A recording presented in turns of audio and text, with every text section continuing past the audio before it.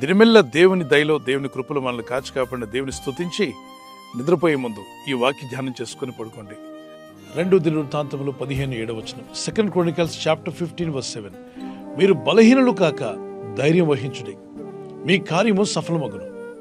మన కార్యాలు సఫలమవ్వాలంటే దేవుని వాక్యంలో ప్రభు చెప్పిన మాట మనం పాటించాలి. మొదటిగా బలహీనులు కావద్దు, రెండవదిగా ధైర్యం వహించండి. అప్పుడు మీ కార్యాలు సఫలం అవుతాయి. ఆ కార్యం సఫలపరిచే ముందు ప్రభు మన జీవితాల్లో కరెక్షన్ ఒక సరిచేస్తున్నాడు. మీరు ఎందుకు బలహీనలుగా ఉంటున్నారు? బలహీనలుగా ఉండకండి, ధైర్యం వహించండి. దేవుడు నాకున్నాడు, సృష్టికర్త అయిన ప్రభునందునే విశ్వాసం ఉంచున్నాను. కొండల తట్టున కన్నులెత్తుచున్నాను, నాకు సహాయం ఎక్కడి నుండి వచ్చును? భూమి ఆకాశంలో కలుగు చేసిన యెహోవా వల్లనే నాకు సహాయం కలుగునన్నాడు. మనం ప్రయత్నిస్తున్నప్పుడు మన ప్రయత్నాలు ఫలించును గాక అని ఆయన ఆజ్ఞాపిస్తాడంట. అప్పుడు మన ప్రయత్నాలు ఫలిస్తాయి. మనం ఎంత ప్రయత్నించినా సఫలం కాలేదంటే దేవుడు ఆజ్ఞాపించలేదు. ఏమో ఈ కార్యాలు జరుగుతాయో జరగవో, ఎంత ప్రార్థించినా జవాబు వస్తుందో రాదో. బలహీనమైన విశ్వాసం, a week faith doesn't work. బలహీనమైన విశ్వాసంగా ఉండద్దు. ఆవగింజంత విశ్వాసం ఉన్నా చాలన్నాడు కదండి. ఆవగింజ చాలా చిన్నగా ఉంటుంది. ఆవాలు మీకు తెలుసు కదా, మస్టర్డ్ సీడ్స్. కానీ దానిలో నాకు వింతైన విషయం ఏంటో తెలుసా? ఈ మస్టర్డ్ సీడ్ ఆవగింజ లోపల ఎక్కడ కూడా దానిలో ఎయిర్ ఉండదు. మామిడి టెంకను మీరు చూస్తే చాలా పెద్దగా ఉంటుంది, కానీ లోపల ఎయిర్ ఉంటుంది, గాలి ఉంటుంది దాని లోపల. విత్తనాలన్నింటిలో కూడా చాలా చిన్న విత్తనంగా కనబడుతుంది ఆవగింజ. కానీ ఆవగింజలో ఉన్న ప్రత్యేకత ఏంటో తెలుసా? లోపల ఎక్కడ గ్యాప్ అనేది ఉండదు.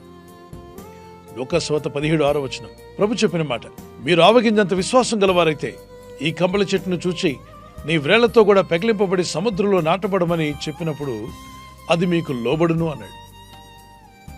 ఎటువంటి విశ్వాసం అట? ఆవగింజంత విశ్వాసం. మరి మామిడి విత్తనం కూడా చాలా పెద్దదే కదా. ఆ మామిడి టెంకాయని మీరు చూస్తే చాలా పెద్దగా ఉంటుంది. దాని లోపల గ్యాప్ ఉంటుంది, ఎయిర్ ఉంటుంది, స్పేస్ ఉంటుంది, వ్యాక్యూమ్ ఉండడానికి అవకాశం ఉంది. కానీ ఇక్కడ ఆవగింజలో ఎక్కడ గ్యాప్ లేకుండా పూర్తిగా ఆక్యుపైడ్గా ఉంటుంది. అందుకే మీరు ఈ ఆవగింజను తీసుకువెళ్ళి ఆ తాలింపులో వేసినప్పుడు పటపట అని సౌండ్ వినిపిస్తుంది. మీరు ఎంతమంది తాలింపు వేసారు చేయి చూపించండి.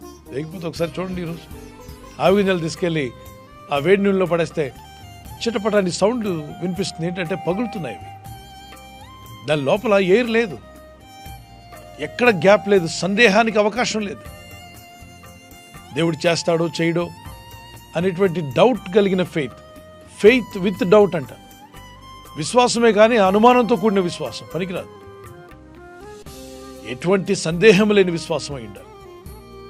అందుకే అంటున్నాడు, మీరు బలహీనలు అవ్వకండి. మనల్ని బలహీనపరిచేది ఏంటో తెలుసా? అవిశ్వాసం. మనలో ఉన్న అవిశ్వాసమే మనల్ని బలహీనపరుస్తుంది. విశ్వాసం ఎప్పుడైతే పెరుగుతుందో ఆ వ్యక్తి చాలా ధైర్యంగా ఉంటాడు. ఎవరు కాన్ఫిడెంట్గా ఉండగలరు? Those who have faith.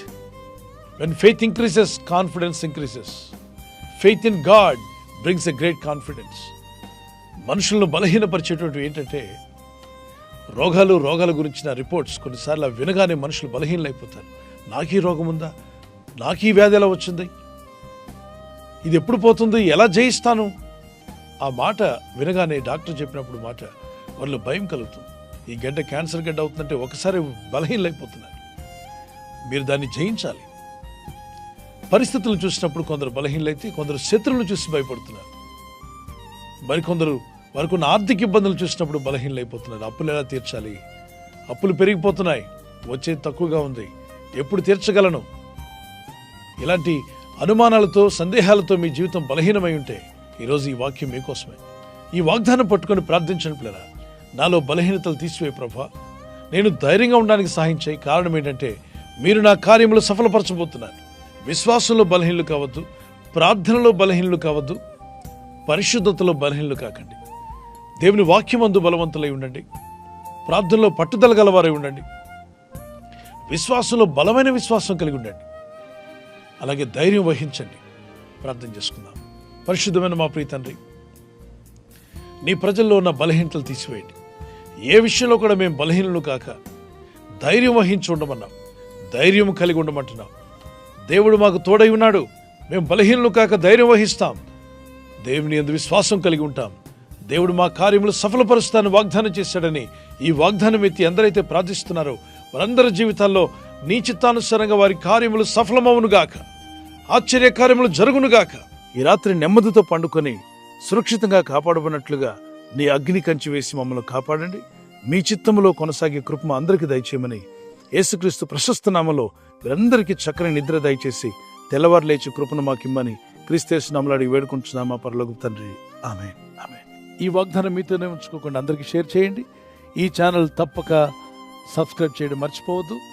మీరు చేస్తున్నారు, ఇతరులతో కూడా చెప్పి చేయించండి. దేవుని వాక్యం అనేకులకు చేరవేద్దాం. Good night. God bless you. ఈ ఛానల్ను మీరు సబ్స్క్రైబ్ చేసుకొనుట వలన 2 పనులు జరుగుతున్నాయి. 1, బీదలకు, అనాథలకు ఈ ఛానల్ ద్వారా సహకారము అందించడం జరుగుచున్నది. 2, సువార్త జరుగుచున్నది, ఆత్మలు రక్షించబడుచున్నాయి. మనము సబ్స్క్రైబ్ చేసుకొనుట ద్వారా అందరికీ సహాయం చేస్తున్నవారమవుతున్నాము. ఖచ్చితంగా ఈ యూట్యూబ్ ఛానల్ను సబ్స్క్రైబ్ చేసుకుని బెల్ బటన్ను క్లిక్ చేయండి. మీకు వెంటనే మెసేజెస్ పంపబడతాయి.